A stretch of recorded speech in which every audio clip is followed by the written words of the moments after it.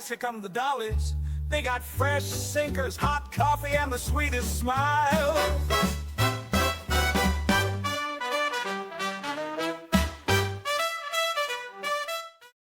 Welcome back to the Clubmobile, everybody. We're so happy to have you joining us today. Hi, everyone. Welcome back. And joining us today is Cress Dondi, author of The Navigator's Letter. I've been so excited to talk to you since I picked up the book. Me too. I loved it. I am just thrilled to be on this show, and I'm so glad you guys share these stories of World War II because they really are important. And I'm honored that I'm on this show with you guys. Oh, we're honored to have you. We feel the same. We do. Exactly We feel the same. Jan, for those that don't know much about you or your book, could you give us a quick synopsis of the book, and could you also tell us a little about yourself? Okay, I'll start with myself. I was born in the small town of Hillsborough, Illinois, where the book took root. It's about three youths coming to age from the same town that I was born in. I grew up in Atlanta. I graduated from University of Georgia with a Bachelor of Science, and then I actually went to Alaska on a one-way ticket and ended up staying there for 6 years. And I got a teaching certificate so I could teach out in the bush, but I decided I didn't want to do that. And then I reconnected with a college sweetheart who was in Texas.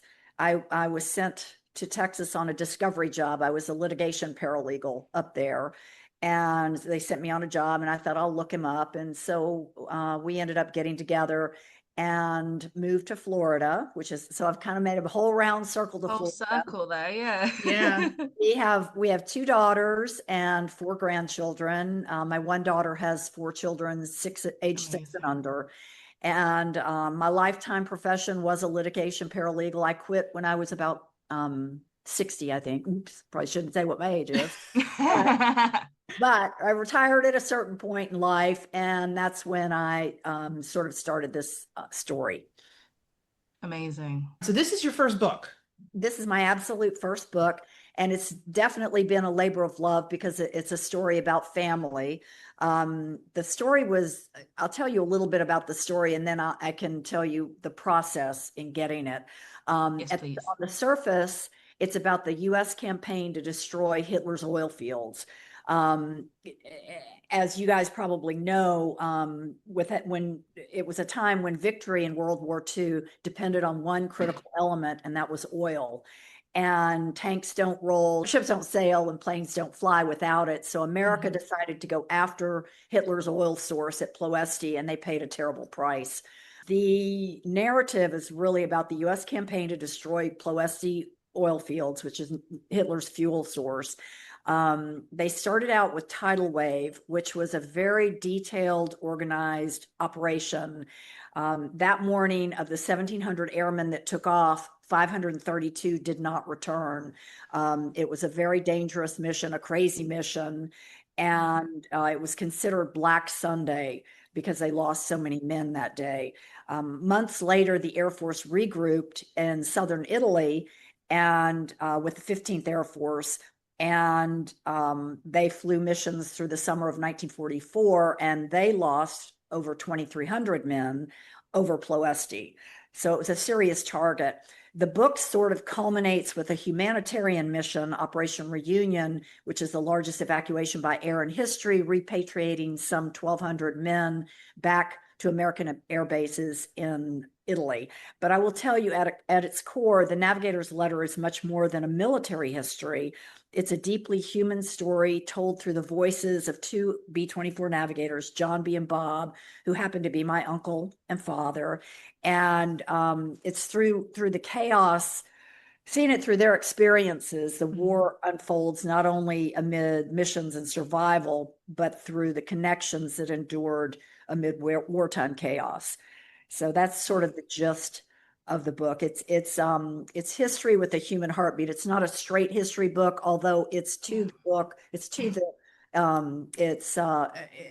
been corroborated with the National Archives. I have a serious number of sources in the back of the book that corroborate everything that I've found or discovered. So because the story itself is about your uncle and your father. Was this something that was spoken about when you were growing up, or was this a story that you found later on in life and that you felt compelled to write about eventually? So it's a little bit about both, to be honest. What kickstarted the whole project was I found 500 or 600 letters in a footlocker in my mother's basement. And these letters, I found them. I always knew about the letters, but I didn't actually pick up the letters until my mother passed away. And I started reading them, and I realized I had a piece of history in my hands, and it was really important to think, what am I going to do with this now? So originally, I created a chronology, and then I decided to make a book. I thought about making a book for my cousins because I wanted them to see how awesome their uncles were. But I will tell you, my whole life prepared me to write this story. Long, long ago, when I was very young, I had insomnia, and my father would tell me bedtime stories. And instead of fairy tales like most kids get, I would get dive bombing Stukas and enemy daring escapes from enemy prisoner of war camp, or interrogations by Aryan officers. My father was fluent in German, so he could really play a good story or tell a good story. Right. Through high school, I wore a POW bracelet during Vietnam, and that prompted a lot of discussion with Bob, my father. And we always took walks in the park. He would always point out Cassiopeia, Orion's Belt, the North Star. It was always a big deal. I wish I could remember all the stars he pointed out, because it was a time when they didn't have GPS. So of course he knew everything about the stars. And he always answered questions. He wouldn't boast about whatever happened, but he would tell stories. If I asked him a question, he would tell stories. And I knew that there was a lifelong connection between he and John B. And so, of course, I was always asking questions about John B. And I guess when in the 80s, they were sworn to secrecy for 50 years, not to tell anybody what horrors they saw. And so I think in the 80s, he started going to reunions with his POW friends, and they started talking to each other, and they said, why do we have to keep this a secret? It's driving us crazy. Right. Yeah. So they came back, each of them came back, and they started writing memoirs in a way. Bob wrote some of the anecdotes of growing up on the farm and some different stories. Then when he got lung cancer, I decided to videotape him for about 8 hours just to find out, tell us about what all happened. So we were able, and this was back in the early 90s. So I was able to get that, but I still hadn't discovered the letters at that point. So all this stuff led, plus being a litigation paralegal didn't hurt, nor did love of travel, because I had to travel a lot to find out all the research for this book. But when he died, I still hadn't found the letters. It was not until we cleared out the house that I was able to find these letters. And that's what really kickstarted the project. I would read them, and, of course they were sentimental. It was a wonderful journey through. It was cathartic to read these letters. And I really thought, what am I going to do with them? And the best thing was to think about doing it for my cousins, but to make them authentic and to write the kind of book that John B. and Bob deserved, I felt like I needed to authenticate everything that was in their letters. So I went to the National Archives. I got bomb group reports, bomb group diaries, Air Force diaries, missing air crew reports, official documents, operations reports, just everything that I get my hands on. I probably went through 100,000 documents. In the early days, 15 years ago, you had to order a disc and pay $10 per disc. Like I would Hello Esty. I'd get the disc, I'd load it in my computer, and I would get maybe 2 documents out of it that were interesting. And I'd say, I want to find out more. So I'd go back and I'd come up with another term. Eventually, some of those documents were put on reels online. So you could look. So about 10 years ago, they were much easier to gather. Now they're much, much easier to gather. But so of the American documents, I probably went through 100,000, but I went to Romania. I met with an aviation archaeologist. We went to the crash sites, and I went to the POW camp. I went to, we actually went to the U.S. Embassy, and I spoke about my father's visit there. And the aviation expert gave me the name of the pilot that claimed my father's plane. So I wanted to meet this guy if he was still alive. Right. So I did everything I could to try to find this guy. We went to the German archives. I couldn't get it online because they wanted his date of birth, his residence, and all that stuff. I tried to go on Facebook and look for him, thinking maybe somebody was named after him, and maybe that didn't go anywhere. So we were on it. My husband is Swiss, and speaks fluent German, which is helpful. We were in Switzerland, and I said, "Hey, do you mind if we drive up to the German archives and just see if we can get in?" And so we drive up to it's about 2 hours away. There's barbed wire around the whole place. So it's pretty imposing. So we go to the guard gate, and I say, "I'd like to get in and look at the archives." And he goes, "Do you have an appointment?" in German. And I said, "No." And he goes, "Well, you can't get in." I said, "Please, I'm from Florida." And he said, nine. So I said, "I've got to tell you the story. But for the humanity of a German pilot, I wouldn't be here." And so my husband is behind me, translating for me. Right. And I said, my father's plane was shot to hell. An enemy 109 had taken out some hydraulic lines and oxygen lines, and it started a strong fire. So they had to bail. And my father was the second to the last to bail. As he's hanging from the parachute, he sees a dot in the sky coming back, and he had heard rumors that the German pilots would use target practice for the parachutes so that the airmen would fall to their death. So he's going, I'm sure he said a few expletives, and he said, "All I can do is turn and face this guy. I'm just going to face him, and come what may." And he said, "It's no better than being in a burning airplane." So he's flying there. The enemy comes, he sees that it's an ME-109. And if an ME-109 has a clear canopy, so the pilot can look all around. So as my father's hanging there, Bob's hanging there, the enemy plane goes under him. The pilot looks up and salutes Bob, and Bob's looking down, dumbfounded, going, "Amazing." The guy said, at least he made it through that. So the guy at the guard at the guard gate let me through. He said, "Just go ahead." And what was great was finding those records. Not only did he claim Bob's plane, but he also was flying in the Bay of Biscay, which is south of UK and east of Portugal and Spain and France, around there, big body of water.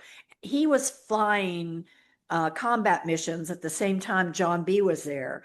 I couldn't corroborate that they were in the same location, but they were there at the same time, the same month. They were in the same waters. And I can't help but believe the universe puts people together in interesting ways. And so that was, I had many discoveries like that. And I don't even know how I got to this answer from your question, but it was a great question. I forgot what the question was. I have two, because that was such a great answer that I forgot where we even began. I do. I will say one of the things that interested me the most was that it's no secret to people that listen to Winnie and I, we're avid researchers of the air war, and we're passionate, we'll say, about the B-17. This was my first real foray, right? And I think I said this to you. I said, "Winnie, I don't know that we know this much about a B-24 yet." No, we don't. We were quite worried that we would get things wrong and that we wouldn't we wouldn't have good questions or good answers. But getting into the book, I feel like we learned so much. The first that I remember calling you when I read at the beginning about tidal wave, and anybody that's done research on Operation Tidal Wave knows they flew at 0 altitude. Right. Yeah. And I said, holy shit. Exactly. Right? Yeah. I said, It is holy shit. crazy. I said, Crazy. they flew 100 feet off the ground. Yes. Yeah. Isn't that insane? They had stacked formation. Yeah. So 3 planes would fly together, kind of as a wing. Right. And Right. one guy would be at 50 feet, one at 100 and one at 150. So they're wingtip to wingtip, sort of, Yes. really close. Yeah. And when you're flying low, I don't know if you know, but when you're flying low, there are thermals on the ground that make it harder. Most pilots want to, when they're taking off, they want to get up high fast because Right. thermals, if you're flying low, the thermals make you, dip and, go up and Right. down. Right. Plus, they were loaded with full bombs. Full bomb load. Yeah. Full Yeah. payload. I don't know, 9,000 pounds of bomb. Plus, they had, I Uh-huh. don't know how much the fuel weighed, but it was like 20,000 pounds or whatever. And Plus, the, main the crew. libs are a little bit bigger than the fortresses. So They're I'm not like, not by much. I mean, they're both tremendous planes, but I'm trying to picture it in my head. I'm telling you, this had me gripped that I was like, I even called my dad. I was like, did you know about this? He's like, no. He's like, I've heard of Ploesti and tidal wave. He's like, but I never knew they flew so low. I'm like, listen, let me tell you something. Let me tell you what I just read. Let me Yeah. tell you about what I just read. That and Incredible. that John B was on the cover of Life Yeah. Yeah. in that big Yeah. group shot. He was on that. He was also, when he was in training, he was in another picture Mhm. inside the as the face of Dead Reckoning. They were Yeah. doing a whole story on navigation. I do not know how they did it the way they had to calculate where they were. Right. The stars, or the pilotage was knowing what was on the ground. If they saw a church steeple, they knew they could go there. If they and then Dead Reckoning had to do with a few calculations, and they had a slide rule that was called an E6B that would help them Right. figure out where they were, together with the stars. And it was just, to me, unbelievable that they could cross the Atlantic Ocean. John B crossed the North Atlantic, and he had problems doing that as he took off from Manchester, around Maine somewhere, and then they would go over Iceland and ultimately Right. Scotland. Well, when he got not near the North Pole, his compass would go berserk, because as you get to the poles, it affects the magnetic Yeah. Right. your compass. And so they realized they were heading to the North Pole rather than England. So they had, make an abrupt right turn. So, you think, and not many guys have to experience that, because they don't go across the Atlantic when they're flying. It's usually, they're flying to a target. They're not flying that Right. close. Bob, on the southern route, went across hurricane force winds, and so there were clouds above them, so he couldn't even take a star sight. He's over the dark Atlantic Ocean and has to wait for an opening in the sky so that he can take some star sights. And he said that it was off of his desk, the stars, and he had to sort of guesstimate, but he still hit the dot in Africa. Yeah. How they did that, I'll never know.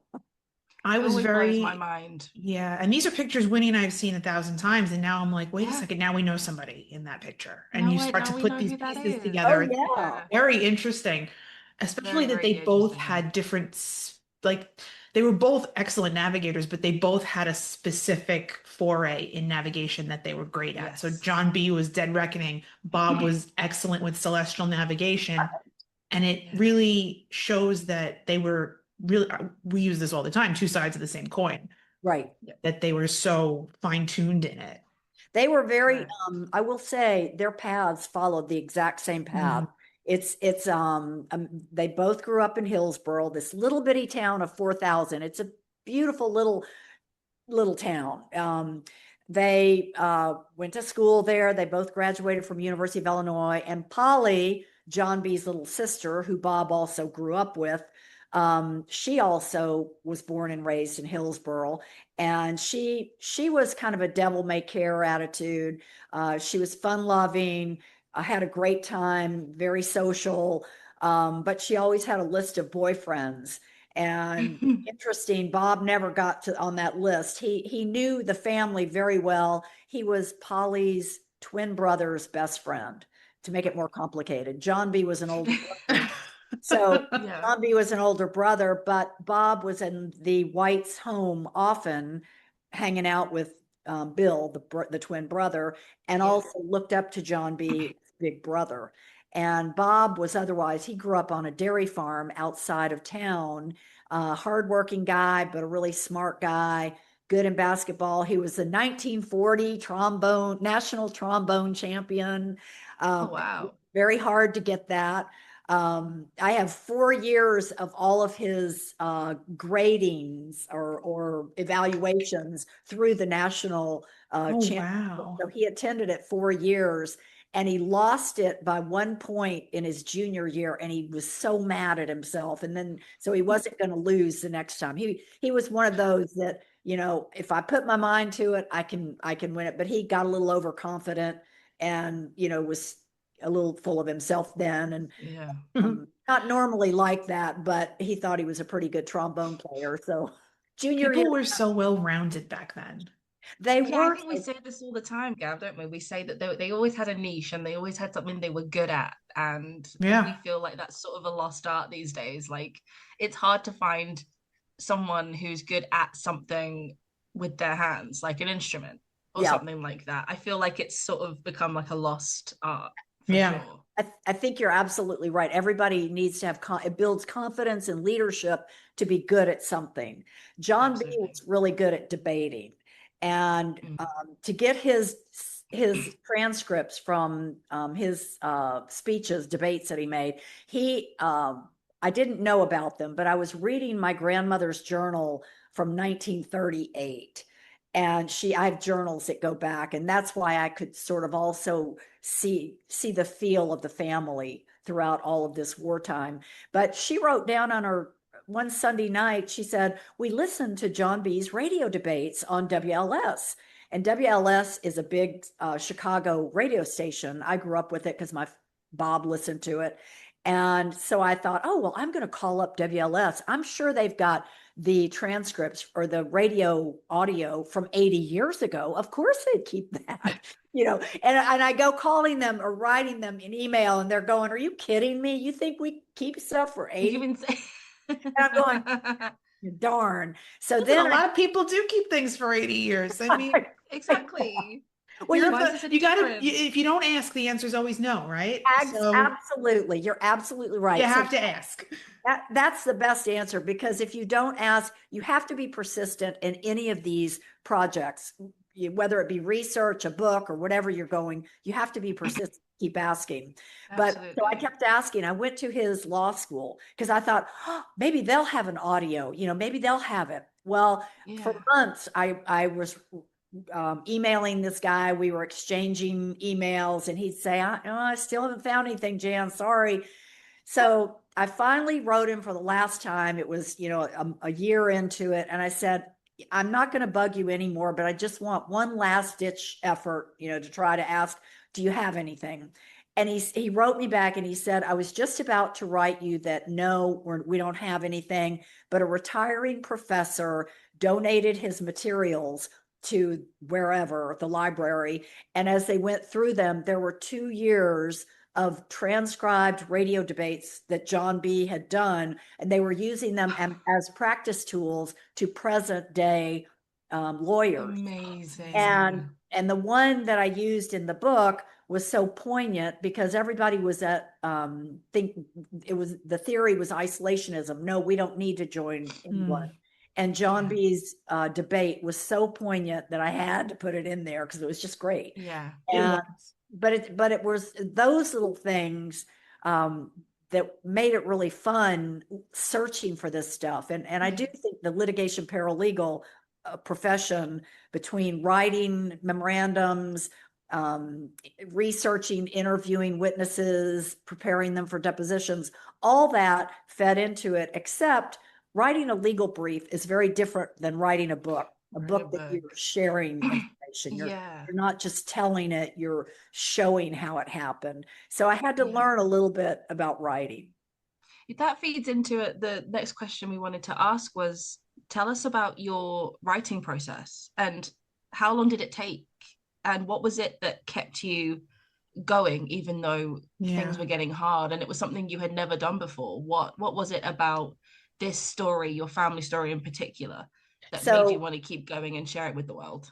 so I've always known this story. Like I said, I've all from day one, I feel like I've been bred. I was supposed to be named John B, which gave me um sort of a responsibility to also take this story. And also because they did such awesome things. That's the really thing that kept me going. But I kept finding nuggets. I kept finding every letter sent me on a clue to find something else. I fell in love with this friend of Bob's. His name was Park Chetwood. It's a great name, Park Chetwood. He was a world-class skier. He was on the front page of the Seattle Post. Carving a turn in the this is like 1937, and everything that Bob had written about him just made me fall in love with him. He was a fraternity guy, good looking, an aeronautical engineering major. So they were in navigation school, both regular navigation and advanced navigation. And so I wanted to find Park Chetwood. I wanted to find him. And so I looked everywhere. I finally, after months, discovered it was Gage P. Chetwood. His first name was Gage. So I guess he dropped it and liked Park. So he took the Park. And I knew that they were picking up that Park had a yellow convertible because they talked about this yellow convertible. And I was on a mountaineering site, and I had also learned that Park's father died when he was 10, and a director had befriended him and taught him how to ski. And so that's how he learned to ski. Right. Well, as it turns out, the director was doing a Coca-Cola commercial, and he filmed Park's convertible back in 1938 with a Coca-Cola girl cutout hanging out the back, and they drove it up to the top of the mountain and the car, and then Park skied down. I don't know who brought the car back down, but it was just amazing. I saw the car that my father and Park used to pick up girls at the University of Texas or Rice University. I mean, it was just amazing to find that. That to me was a real gem. And I wish I could have put the video in the book, but the actual video, because it's really pretty cool. Right. But what kept me going is the fact that I wanted their story out. I really wanted to let everybody know what these airmen did. It's not just John B. and Bob, what they did, but all the airmen that went up in an airplane, whether it be a B-17, B-24, or these were heavy bombers, Right.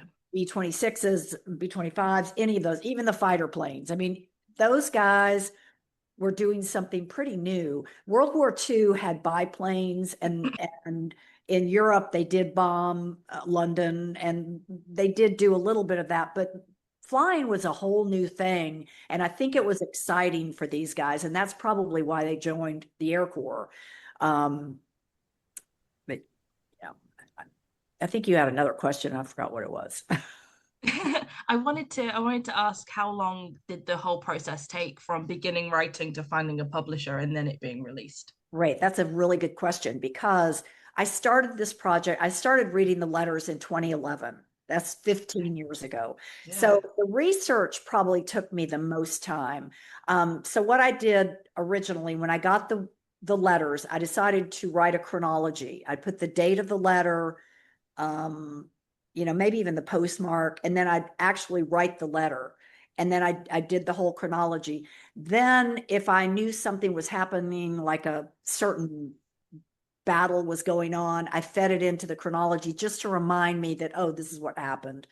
I also did a chronology of the National Archives when I got into them, because I knew if I was going to source this the right way, I had to locate exactly where I found it in the National Archives. Real number 2023 on page 22 and the title of the document. So I knew I had to do that. So I did a very detailed thing of that. I also got a book, and I'll call it my Bible of Ploesti. When I asked Bob some questions about it, he said, I want you to read this book. And it was the book written 10 years after the war. And it was these two guys were part of my uncle, John B.'s bomb group. And they were, before the war, there were news correspondents. So they interviewed everybody that flew Ploesti, and they would quote them. And it was very detailed on Ploesti, as well as what the 15th Air Force did afterwards. Tidal wave was the 8th Air Force and the 9th Air Force. The 8th Air Force had loaned 3 groups to the 9th Air Force. And then, but this book cataloged everything. So I actually did, by page numbers, the things that meant something to me. I wrote a chronology of that. So I have all these different timelines and chronologies going on. And then I melded them together. What I would do is I would write on a sticky. If there was a story, I'd write it on a sticky, and I had a big piece of glass, that was off of a table that we didn't use anymore. And I would put the sticky up on the glass, and then I'd write another sticky and I'd change the things around so that I would make a chapter, come up with a chapter. The chapters, then I would start. I didn't actually start writing the book until 2018. And it probably took me 2 years to write it, to actually physically type it down and write it. And I'd write it and reread it and write it. And then in the night, something would come to me and I'd have to go back and change it. And so it took probably 2 years of, and my husband will say I was obsessed. He'd leave in the morning to work and I'd be at the computer, and he'd come back and I'd be at the computer until I went to bed, because it was an obsession. I wanted to get John B.'s story right. So John B. and Bob's story correct. And so then once I got that together, I decided to, it was too long and it was too much information. And so I got a Pulitzer Prize winning journalist. I found him. I said, would you read this and just tell me if it's worth it to go further with this? And because a cousin had read the draft, and they said, you have a good story here. You might want to take it further. So I said, okay. So I asked this Pulitzer Prize winning guy, what would you take out of the story? Because I need to take out, in order to be commercial, I've got to take out a lot. And he said, I wouldn't take out anything. And I went, that's not what I wanted to hear. I wanted you to tell me, take this out, take that, whatever. And he said, why don't you go ahead and print it for your cousins and then take out the stuff? So I printed that, because only my cousins would care about who Bob and everybody dated, all that stuff, John B. dated and all that stuff. So I took that, so I printed it, gave it to him, and then I started whittling away stuff that really didn't matter. And I got it down to a certain size that was okay. Usually a commercial book, they want 95 to 105, well, really 80 to 105,000 words. And I had 130,000 words. And so I knew how to whittle it down a little bit more. So then I got it down to where I liked it. My cousin helped me edit it, in the sense that she was good at grammar and she's really smart. So she read it. And then I knew I had to get an agent. So it was to the point where I had to get an agent, and I'm a nobody, never having written anything. And all my cousins said, are you crazy? You think this is going to get to a real publisher? And I said, I hope so. That's what my goal is. I didn't want to self-publish it, only because I knew it wouldn't get out to many. It would get out to 400 people and then probably stop, unless, I got lucky. But I knew if I had a publisher behind me, at least you have a lot more oomph. So my goal was always to get a good publisher. So the first thing is you have to get an agent. So I befriended Don Miller, who wrote Masters of the Air. And I said, and he told me a lot of the things I couldn't do in a nonfiction book. We got together and I said, I can't say that. I took it straight from a newspaper article. He goes, well, you can't make up words for dialogue. You can't have dialogue in it. And I went, oh, okay. Because I did make up dialogue based on stuff, but because it wasn't the true words, I couldn't use it. So anyway, so he sort of guided me on that. So I had to whittle that away. So in order to get an agent, you have to come up with a proposal. It's about a 50-page document. You have to come up with the subject. You have to do the elevator pitch. You have to do comparable books.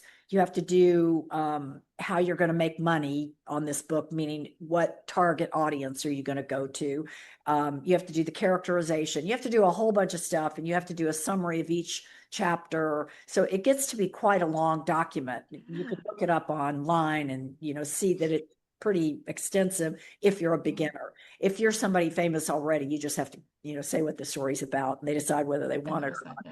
But anyway, so Don told me, I said, Don, could you just tell me your agent and let me pitch him? And he goes, no, you're going to have to just pitch 100 agents and maybe one will stick. Yeah.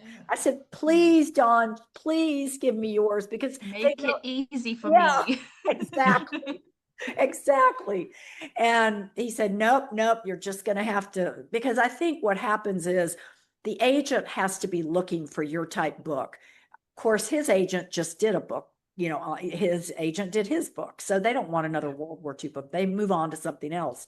So the first day, I thought, well, this is my plan. The first week, I'm going to do 2 a day, 2 Monday, 2 Tuesday. So I start out with Oprah's agent, and I start out with Reese Witherspoon's agent, and all the top people, because of course they're going to love my book. Of course, of course. So I didn't hear back, by day 4. The only one that did write me back was Oprah's. She wrote me a very nice thank you, but no thank you. And I thought, well, that's great, because really nice. It was nice. I've heard they don't write you back. And then you're kind of hanging like, well, did they want it, or am I just waiting? So anyway, by day 4, I thought, well, I'm going to change it up. I'm going to go to military agents. So I found a couple that I liked, and I pitched him. And then we got to Friday and heard nothing. I'm going, great. Okay, so I got to find some more. Well, come Monday, I got a call from one of them that I sent on Friday. And he said, this is Peter McGeegan. Aren't you interested?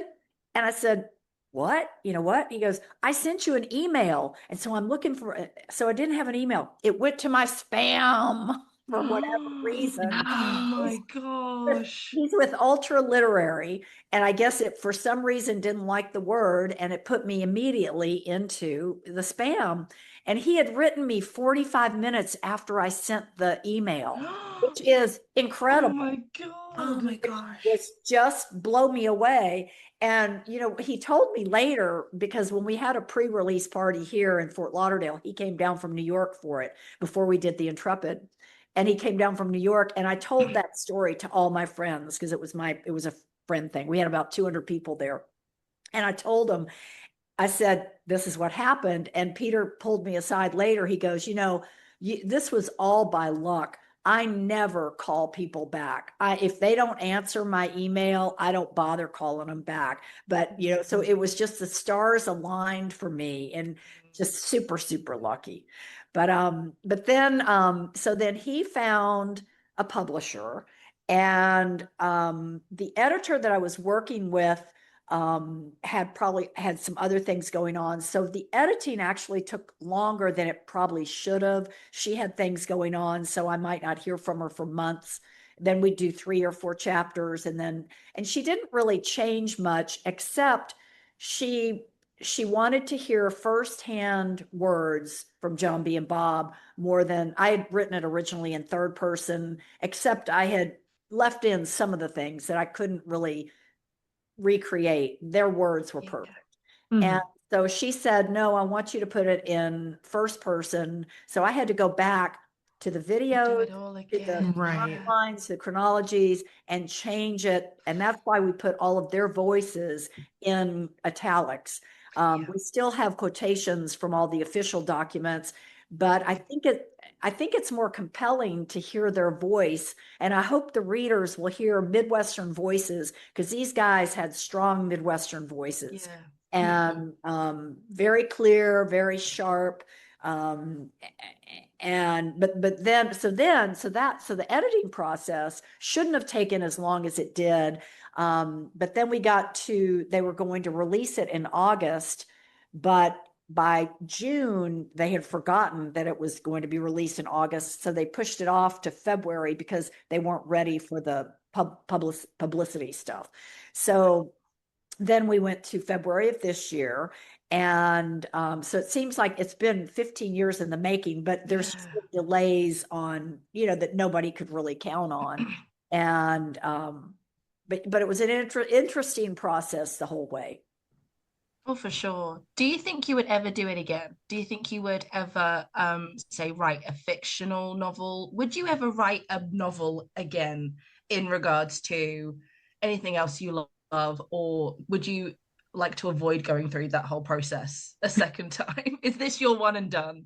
No, interesting. Romania is an interesting country, and I've discovered a lot of wealth. Before the war, they educated women big time. That was a big deal.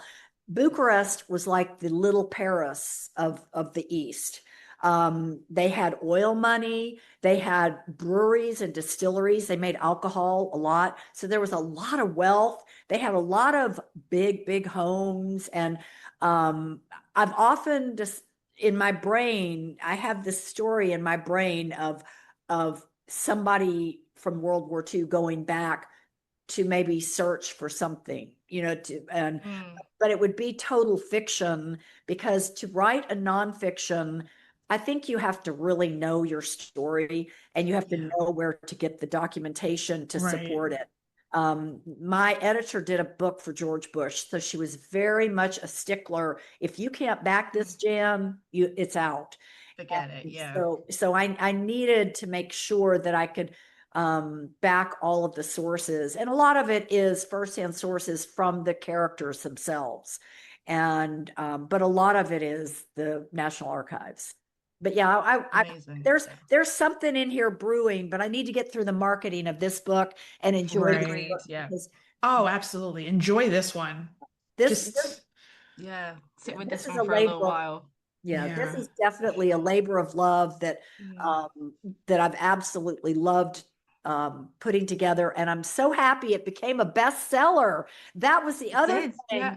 That was sort of my goal, my high in the sky goal. I really wanted it to be there because I felt with that title that it can also get out to more people, a wider audience, which is in my heart. I really want everybody to read about John B. and Bob, but also them as their servicemen, the people, their grandfathers, their fathers, their great uncles, their, people that they knew. These guys did amazing things. Yeah, absolutely. To wrap up, this has been such a great conversation. We would love to know what you would say to entice people in to read it if they haven't read it yet. If they see it on the shelf, what would you say to them to bring them in? I think the bottom line is it's history with a heartbeat, a human heartbeat. You're reading. When I started this, I didn't know much about World War II. I don't think they taught it in school. People in UK knew a lot more. I mean, when I go over to UK, it's amazing. Well, it's kind of iffy. We get the Blitz, we get Churchill's second prime ministerial power, we get rationing, we get minimal home front stuff. It's never anything beyond that. I was very lucky enough to grow up on the site of the friendly invasion. I grew up in East Anglia, so I knew a little about that, but it wasn't ever taught to me. It was something that I had to seek myself, and I only really sought it out after I'd moved away and I'd moved here to the US. So it's taught a tiny bit, but not as much as it should be. Right. Yeah, and we get the bare bones of it here in the States in school. Right. I mean, at least when I was in school, you'd get, Hitler is bad.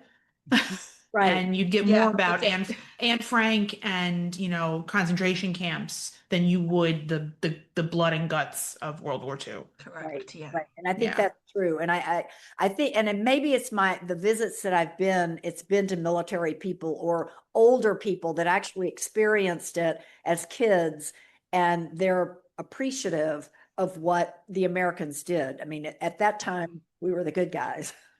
We helped then.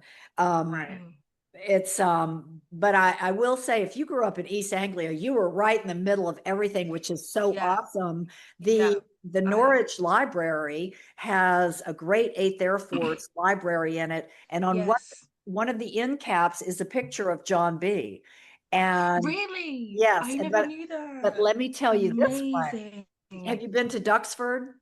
The air. Yes, I went when I was very young, and recently my parents came to visit, and my brother was regaling me of this tale of going to Duxford, and he had an excellent time. It was his first time. So yeah, I've been when I was very young, and I didn't know about all this, and I am very excited to go back very Well, I soon. want you to go back. I want you to look at the B-24, and the picture that's in front of the B-24 that's facing the front windows Uh-huh. is a picture of John B.'s crew, 6 feet tall, Amazing. 6 feet wide. I'll send you girls the picture, because it's Yes, a please. phenomenal picture. And the first time I went to it's in the American Air Museum, which is right next to the Imperial War Museum. Yeah. Right. And the first time I was so enamored with the actual B-24, I didn't even see the picture. I mean, and I know Wow, this yeah. picture. I'm familiar with this picture big time. So the second time I went with the 93rd Bomb Group, and they, one of the guys said, "Hey, Jan, isn't that your uncle?" And I was dumbfounded that, Yeah. I mean, I was just dumbfounded, because the time before I was so, I do want to tell you one more thing about the book. Mm. And it's about the B-24.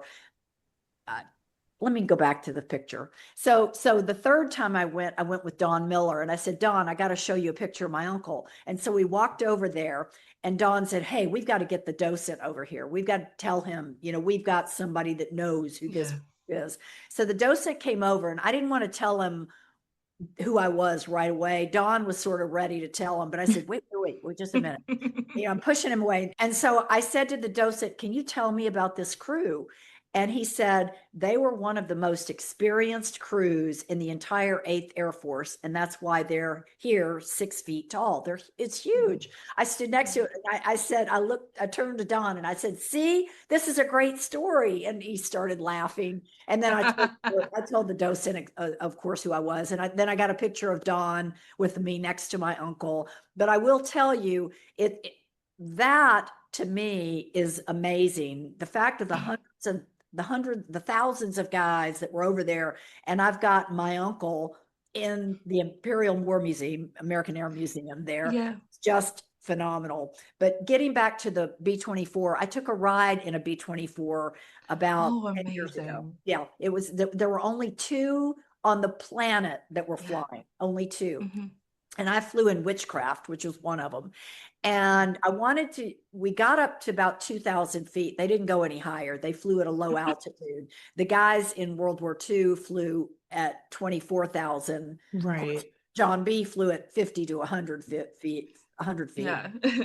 But we flew at 2,000 feet. And I wanted to get kind of a feel for what a 20-year-old would go through with this battle wagon, this old plane. The waist windows are open so that the machine guns can shoot out. Right. There's, cricks and cracks through everywhere, so the air breezes through. So when you get up to 24,000 feet, it's 60 to below zero. It's freezing cold. So you're freezing cold. If you take your glove off to fix your gun, if something jams, you can stick to that, or you can get frostbite, or deadly. You have a heat suit, and you're tethered to the plane itself with a line that heats your suit. You've also got a face mask for oxygen when you're up, so you're tethered to an air canister. You've got communications, so you're tethered to the plane, so you can't move very much. So it's tough to be up there. But when you start to go over the target, you see these big puffs of shrapnel exploding, exploding flak. And you have to fly right through them. They're almost as if they're close enough to where you could walk on them almost. But you're flying through them because you're wingtip to wingtip to your brother planes, and you can't avoid them. So you're muscling through the concussions. A direct hit from, and the Germans are really smart. They timed these 88 cannons to altitude. So if it blew a direct hit, it could send a bomber down. Right.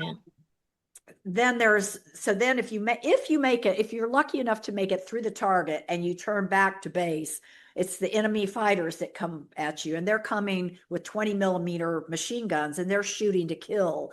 If they shoot through that thin aluminum skin of the plane, they might rupture a hydraulic line and cause a fire. So these men are fighting fires on board, plus they're fighting the enemy, that's trying to they're shooting to kill.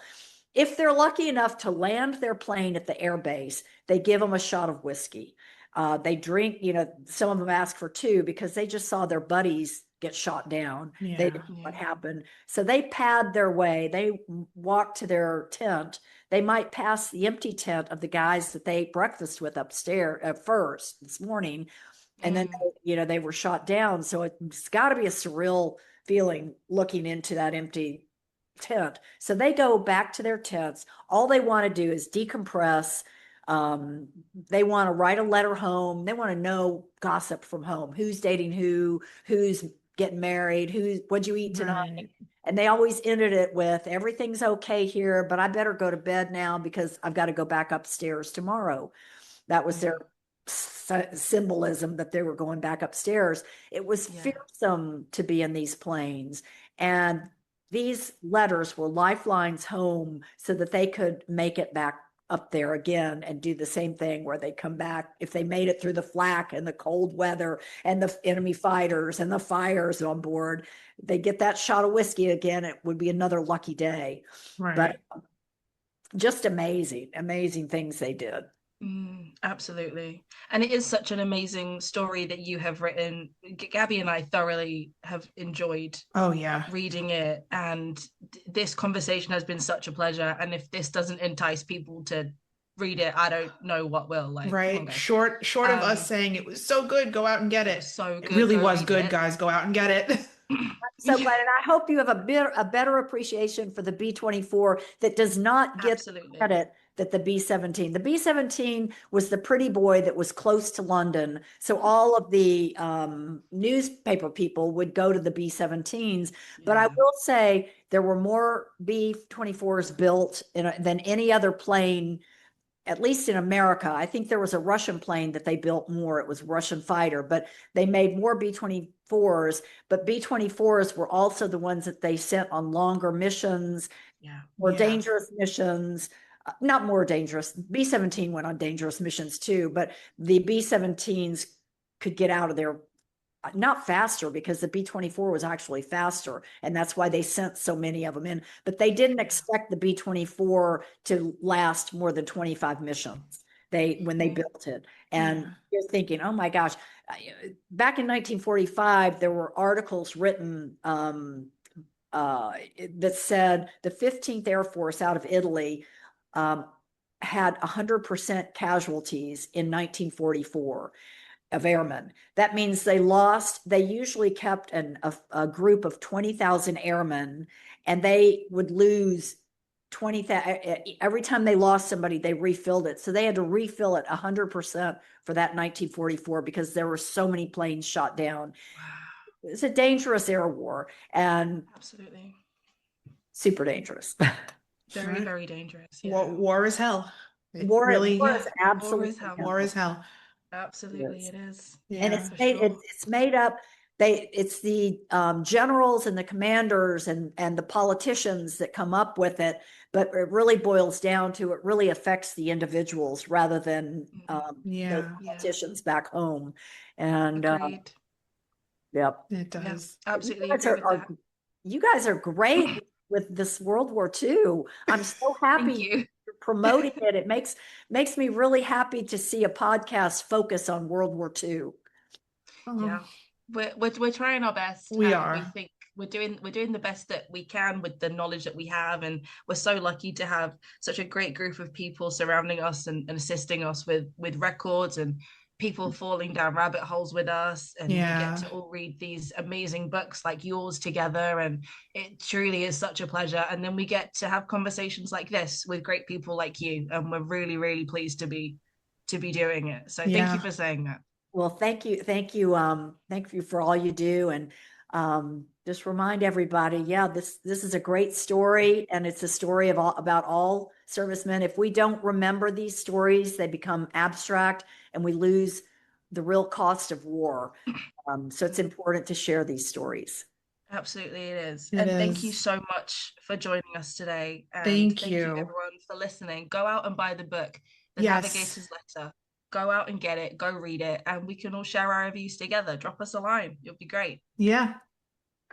Thanks so much, guys. I really appreciate Of it. course. Jen, thank you so Thank much you. for joining us. And everybody, thank you for listening as always. We will see everybody real soon. See you next time. Bye, Bye-bye. guys.